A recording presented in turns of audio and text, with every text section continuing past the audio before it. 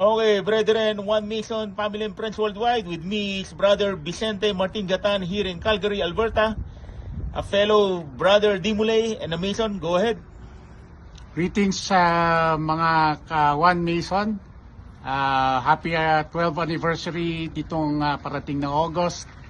Martin Gatan po, Vicente Martin Gatan from Primera Luz Filipina number 69 in Kawit, Cavite, and member of Jose Abad Santos Chapter, Order of Dimulay, 3-time Master Counselor and past Jurisdictional Master Counselor for Luzon. I am also the Deputy Grand Representative of the Philippine Supreme Council, Order of Dimulay to Dimulay, Alberta.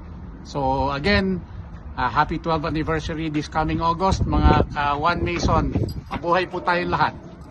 Okay, maraming salamat, Brad, Kuyang Martin, and happy to meet again. Mabuhay mo, Senoria.